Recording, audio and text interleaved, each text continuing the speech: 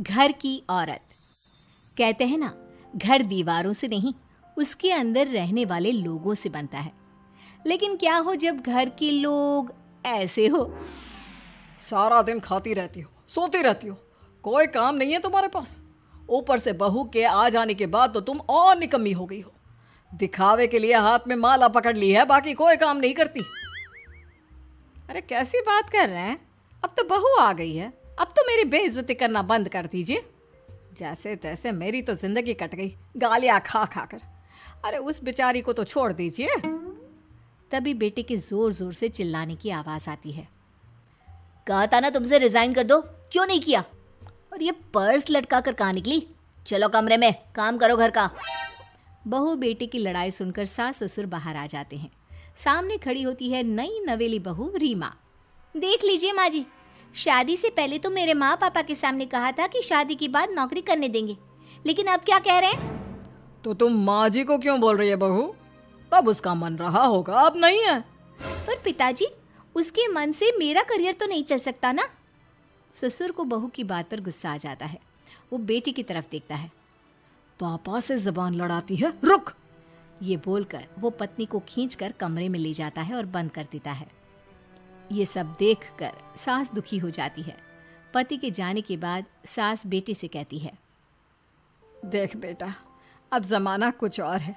तेरे पिता ने घर में औरतों की कद्र नहीं की, लेकिन तू ऐसा ना बन। शहर की समझदार पढ़ी लिखी लड़की से शादी की है तूने, उसका ख्याल रखा कर, तमीज से पेश आया कर। जा, बहू को कमरे से बाहर ले आ। लेकिन बेटा नहीं मानता और बहू कमरे में सारा दिन बंद रहती है। शाम को बेटा बाहर जाता है कि सास चाय और बिस्कुट लेकर बहू के कमरे में जाती है। बहू बेटा ये ले, चाय पी ले।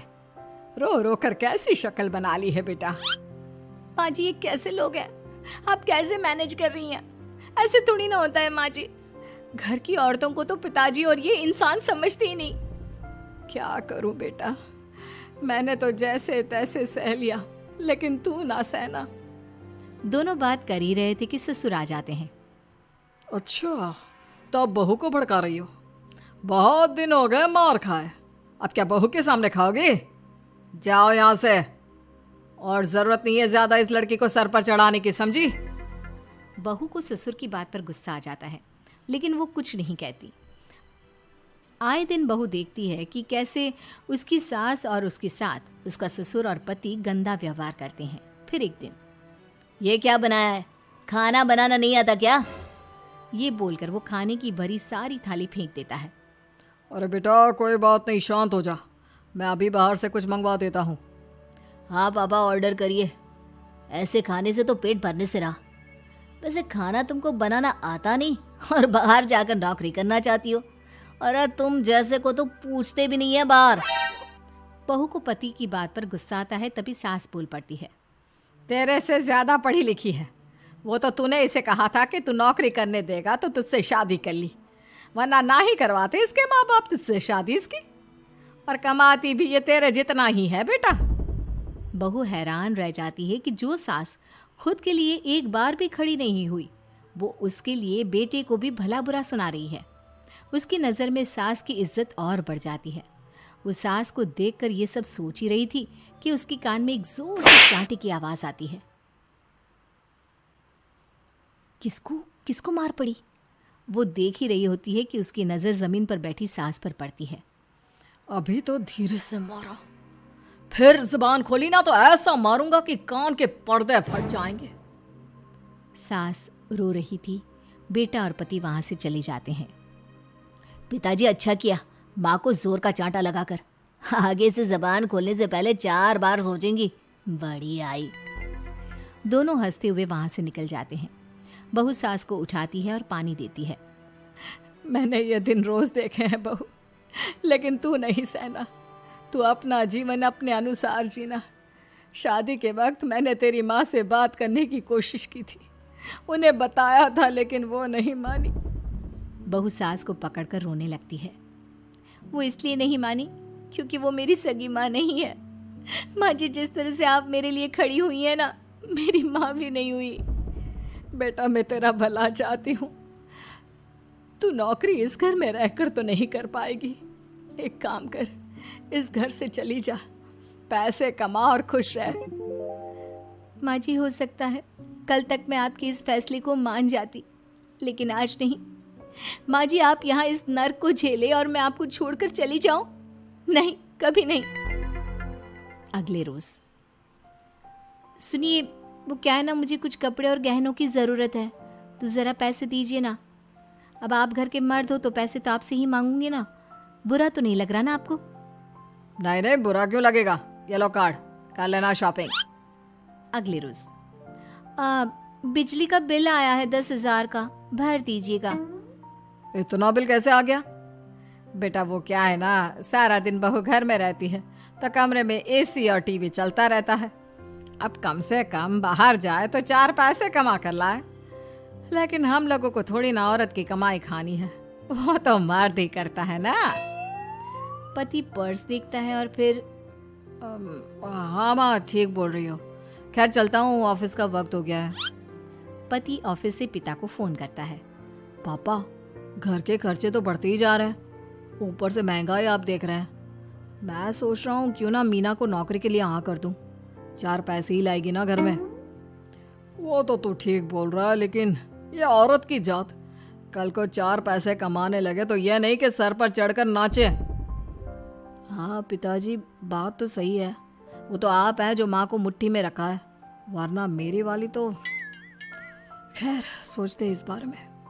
शाम को पूरा परिवार साथ बैठा होता है। वो कल पनीर की सब्जी बनानी है तो थोड़े पैसे देकर जाना। और हाँ, कीर्तन भी रखा है संडे को, उसके लिए सामान की लिस्ट बना दी है, ले आना। पापा को दे दो, वो ले आएंगे। अरे पापा कहाँ से ले आएंगे, मेरे पास नहीं है पैसे वैसे। लो, पैसे ही नहीं है? मेरे पापा की जेब तो हमेशा नोटों से भरी रहती है। बेटा, लक्ष्मी को जो पूजता है ना, उसके पास लक्ष्मी रहती है। जो घर की औरतों को मारे पीटे, वो भला कैसे लक्ष्मी का लाभ ले सकता है? वाह वाह, क्या बात है, तो जबान खुल रही है तुम्हारी। लगता है भूल गई पुरानी मार और डांट, क्या? हाँ माँ जी, शांत हो जाइए, मैं नहीं देख सकती आपको मार खाता, और फिर हो सकता है कि मैं आपको बचाने आऊँ तो ये भी मुझे मारे। ठीक है बहू, मैं कुछ नहीं कहती, तू ये लिस्ट बस दे दे, मैं चलिए आराम करने। फिर अगले रोज, सुनिए जी, वो मायके जाना है, वो क्या है ना, शादी के बाद से गई नहीं, तो ट्रेन की टिकट बुक करवा देना। तो मैं भी तो साथ जाऊंगा ना तुम्हारे। तो ठीक है, फिर फ्लाइट की ही टिकट करवा दीजिए। वो क्या है ना, अच्छा थोड़ी ना लगता है, आप पहली बार मेरे साथ जा रहे हो और हम ट्रेन से चले, ठीक है ना? पति ऑफिस जाता है, जहाँ उसका दोस्त कहता है, अरे क्या हो गया यार, परेशान सा दिख रहा है, तेरी तो नई नई शादी हुई है, भाभी परेशान कर रही है क्या? अरे नहीं यार, तू तो जानता है थोड़ी सी कमाई में घर चलाना मुश्किल हो रहा है, तू कैसे मैनेज करता है यार? कैसे क्या यार, तू जानता है ना मेरी बीवी रिया को, वो टीचर है, फिर घर में ट्यूशन करती है, साथ में बच्चे भी पढ़ लेते हैं। यार, घर नाम की गाड़ी दोनों पहियों के साथ चलने से ही चलती है, वो भी कमाती है और मैं भी, और चल रहा है घर बस। पति को दोस्त की बात समझ में आती है, लेकिन पिता का ज्ञान कैसे भूल सकता था? भाई, कल को सर पर चढ़कर नाचने लगी तो। शाम को घर आता है, जहाँ उसकी बुआ और उसका बेटा बैठे होते हैं। अरे आ गया लल्ला, कैसा थका थका सा लग रहा है, सब ठीक है ना? नमस्ते बुआ, कैसे आना हुआ? कैसा है रमेश? भाई को तो भाई की याद ही नहीं आती। अरे नहीं नहीं भैया, याद नहीं आती तो यहाँ कैसे आता, ये लीजिए मेरी शादी का कार्ड, जरूर आना। पति कार्ड खोलता है। डॉक्टर रश्मि, अरे वाह, तेरी होने वाली बीवी डॉक्टर है। और क्या भैया, आपकी बीवी इंजीनियर तो मेरी डॉक्टर। तभी वहाँ सास आ जाती है। अरे जब घर में ही बिठाना है बेचारी को, तो काहे का इंजीनियर है, तो काम वाली ही, घर का काम करती है और आराम। इतनी पढ़ी लिखी लड़की को घर पर क्यों बिठा रखा है? अरे बहू कहीं झोला छाप डिग्री तो नहीं लेकर आई है? पत्नी की बुराई सुनकर पति को गुस्सा आता है। नहीं बुआ, यूनिवर्सिटी टॉपर है मेरी मीना, और हाँ बड़ी कंपनी में काम भी करती है, बस शादी के बाद कुछ महीनों की छुट्टी ली थी, अगले हफ्ते से ऑफिस शुरू हो जाएगा। क्यों मीना? तभी ससुर आ जाते हैं। हाँ, लेकिन फिर घर का काम कैसे होगा? और पैसे कमाने लगेगी तो सर पर। पिता की बात पूरी नहीं हुई कि बेटा, सर पर चढ़ने का हक है उसका पापा। पत्नी है वो मेरी, यानी मेरे घर की रानी।